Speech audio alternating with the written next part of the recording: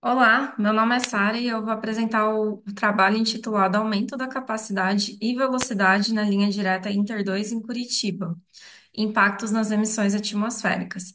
Esse trabalho ele faz parte dos anais do Segundo Congresso Brasileiro de Mudanças Climáticas e Resiliência Urbana, e ele foi desenvolvido por mim, Sara Coimbra da Silva, sou engenheira civil, mestre em cidades inteligentes sustentáveis, juntamente com o professor mestre Eduardo César Amâncio. Nós desenvolvemos esse trabalho dentro do programa Restec Ambiental da UEPG, e ele está inserido dentro do eixo temático Planejamento e Gestão Ambiental do Ambiente Construído. Vou começar introduzindo aqui, a questão da mobilidade urbana em Curitiba, né? Curitiba é uma cidade grande que vem crescendo nos últimos anos e, juntamente com isso, está sofrendo problemas de congestionamento e, consequentemente, maior impacto nas emissões por conta do aumento de veículos, né? O transporte, ele representa uma grande fatia, das emissões atmosféricas, né? Principalmente por conta do uso de combustíveis fósseis. E as condições de tráfego do ônibus, ela impacta diretamente nas emissões atmosféricas. Estudos demonstram que a implementação de pistas exclusivas para ônibus e intervenções que proporcionam em aumento de velocidade, como por exemplo, a otimização de semáforos, de cruzamentos, além do ganho de aumento de velocidade, também alcançam bons resultados na redução de emissões atmosféricas. Tudo isso porque a frenagem, ficar parando e andando, isso tem evidências de que aumentam a emissão de poluentes por conta da queima incompleta do combustível.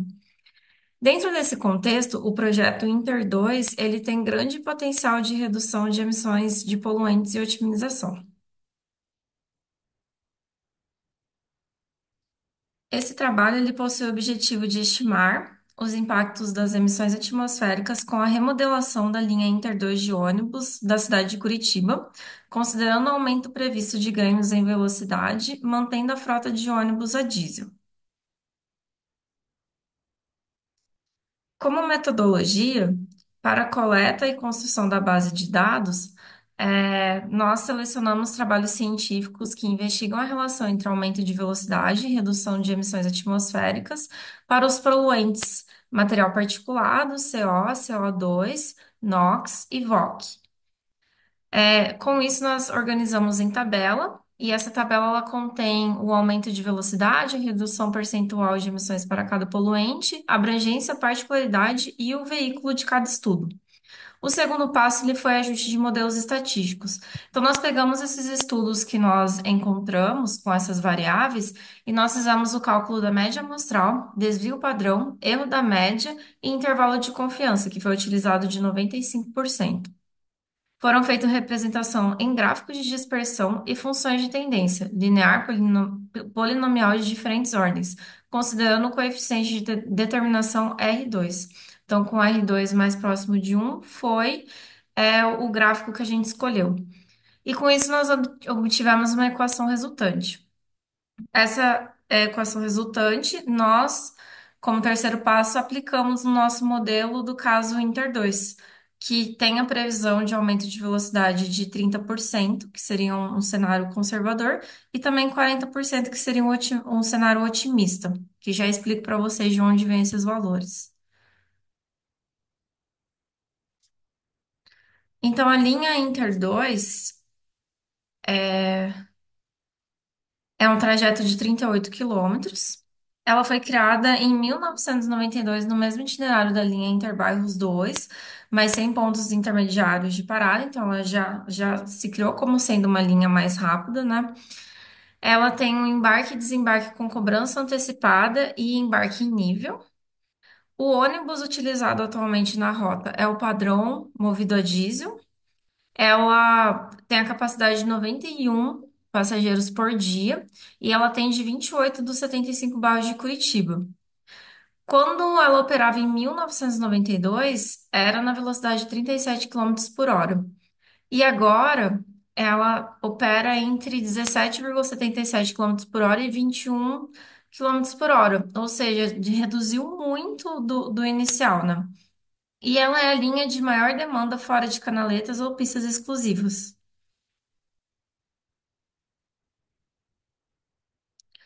O que que é o projeto Inter 2, né? Então, ele faz parte do Programa de Mobilidade Urbana Sustentável. E ele conta com 106 milhões de financiamento de dólares do BID, né? Mais 26 milhões de dólares como contrapartida da Prefeitura Municipal de Curitiba e 63 milhões de dólares de outras fontes de financiamento. Então, ele é um projeto muito grande para remodelar essa linha tão importante de Curitiba, né? Ela vai afetar cerca de 580 mil residentes e 181 mil passageiros. É porque esse valor grande de passageiros, né? Sendo que a gente viu no slide anterior que ela atende 90 mil. Porque a linha Interlagos 2, ela também é nessas mesmas vias, né? Então vai acabar afetando outras linhas além do próprio Inter 2. O impacto vai ser em 70 quilômetros de vias, faixas exclusivas, 30 quilômetros, trechos de canaletas, reconstrução de terminais, remodelação de estações tubos, alterações geométricas em cruzamentos saturados, viadutos, binários de tráfego e priorização semafórica. Quais que são os objetivos desse projeto, né? Então, ampliação da quilometragem em vias exclusivas, aumento dos passageiros na linha, redução no tempo de viagem, acessibilidade, ampliação da oferta, aumento de frequência e aumento da velocidade operacional. Então, nós temos dois dados, que têm a projeção desse aumento. Um deles é de 30%, que é um dado da própria Prefeitura de Curitiba, no projeto submetido ao BID. E também temos um dado mais otimista de 40% do IPUC. Então, como primeiro resultado, aqui está a tabela, né, que a gente sumarizou aqui todos os artigos encontrados. Alguns artigos eles tinham mais de um cenário de análise de velocidade, né, e consequente redução nas emissões, né? Então, nós colocamos aqui. E teve dois estudos que nós não consideramos no nosso projeto. O de Malheiros, que ele analisou a Via Expressa Transolímpica, mas ele reportou que que teve aumento de velocidade, né, nessa melhoria, que ele estudou, mas ele não descreveu exatamente o percentual, então nós não conseguimos incluir esse estudo. E o outro foi de Cenges 2017, que ela reportou, no caso, os resultados reais, né, da implantação do BRT em Istambul, mas ela apenas quantificou, ela não fez uma comparação do cenário antes e depois, então só tinha um número ali, a gente não conseguiu incluir por conta que não tinha informação, né? O resto dos estudos, os que estavam em números brutos, a gente fez as análises e transformou em porcentagem para conseguir fazer as análises comparativas depois. Como resultados, né? Então aqui seguem os gráficos para cada um dos poluentes, né? Material particulado, para o VOC, para o NOx, e para o CO2. Todos com R bem próximo de 1, né? No CO2 é importante mencionar que a gente só encontrou um estudo que avaliou três cenários diferentes. E no CO, foi o poluente que a gente precisou fazer algumas alterações e remover alguns estudos por conta que o R2 foi muito baixo, foi de 0,068, considerando todos. Então, com base nos dados estatísticos que a gente pegou, a gente tirou os estudos que estavam muito variantes, né? E conseguimos chegar num R máximo de 0,7698. Né? Então, aqui abaixo eu descrevo o estudo que foi do Rosselló, Jafarzeg e Fadak, né? Que tinha um aumento de velocidade de 75% e 115%, né? Então, considerando o desvio padrão e erro da média, foi removido. Então, como resultados, né? Aplicando a equação e considerando os cenários de 30 e 40% de aumento de velocidade, nós tivemos esses números, né? Para alguns poluentes foram mais de uma raiz real, né? A gente só considerou as raízes reais, né? Outros A equação só deu um valor mesmo, né? Então aqui a gente coloca os dados ali, né? O material particulado variou de -4,8 até 43,86 de redução no cenário mais conservador. No cenário otimista foi de -4,47, chegando até -44,50. Para o CO, nós tivemos números próximos de redução de 50%. Para o NOx, nós tivemos duas raízes reais, né? Para o cenário conservador, -19,6 e na maior redução, -56,74 e no otimista chegamos até 57,95%. De VOC, nós tivemos apenas um valor para cada um dos cenários. E agora, para o CO2, não foram encontradas raízes reais. Justamente por ter sido apenas um estudo, né? Então, como não foram encontradas raízes reais, nós não conseguimos estimar. Então, discutindo aqui os nossos resultados, né, e comparando com os outros estudos analisados, né, considerando o mesmo veículo, né, que seria o ônibus movido a diesel, o cenário conservador ele se mostrou bastante similar com o cenário 2 de Abassi, Roenselu e Javar Zadek Fadak, né? Onde no Inter 2 a gente teve aí para o material particulado 4,08, 4,47 no cenário conservador, muito próximo do estudo deles, que foi de 4,45, né? Mesma coisa para o CO, que foi em torno de 49%, e para o NOx, né, em torno aí de 19%. Esse cenário deles é um cenário também de metrópole, de ônibus urbano, muito parecido mesmo com o cenário que se encontra o projeto Inter 2, né? Então, foi interessante a gente chegar nesses valores, né? Agora, com o cenário adverso, que seria do estudo do Dada Shazag Ergan, de 2019, foi um estudo de rodovias, é um estudo que ele contemplou não só o ônibus, como outros veículos, né? Então, aí teve esse cenário otimista que foi de maior redução, tiveram valores muito parecidos na redução de poluentes, né? Em relação ao VOC e ao CO.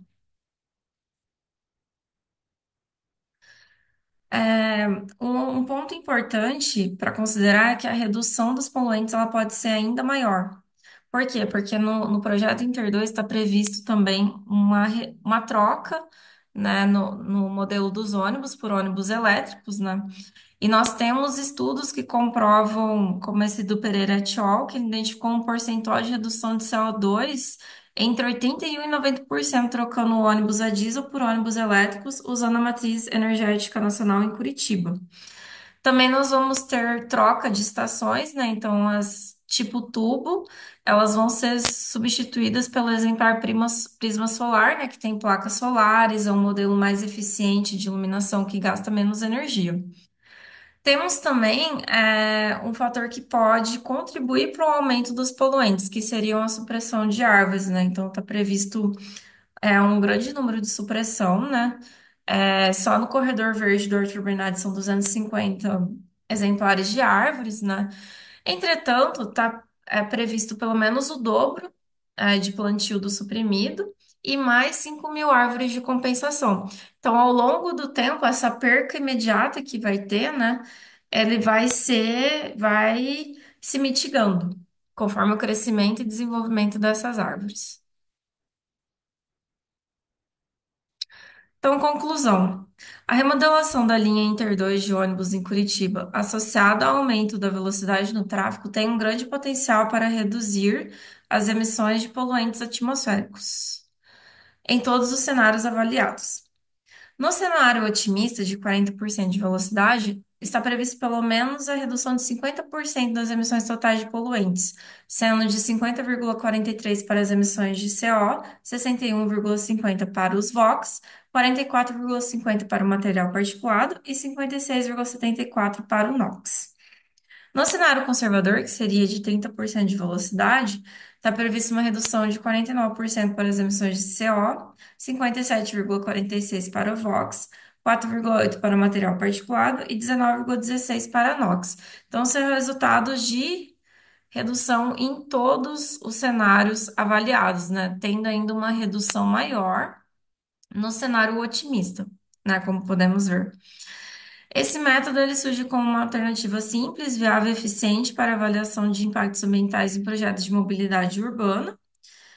Pois se a gente utilizar, comparado, por exemplo, com os simuladores, né? Os simuladores a gente precisa ter ali a medição da pista, ter as condições de veículo estimativas, o tempo semafórico, confrontar com outras linhas de ônibus e outros fatores que vão ter ali. Então acaba que precisa de muitos dados, além da exigência de um conhecimento aí de informática, de modelagem avançado para poder fazer essa estimativa que muitas vezes uma prefeitura ali não tem, né? E precisa fazer essa estimativa porque é um dado importante, né, para a implantação de um projeto. E para estudos futuros, sugerimos que seja realizado o dimensionamento das emissões em Curitiba para obtenção de números de redução por toneladas, porque nós só conseguimos em relação à porcentagem, né?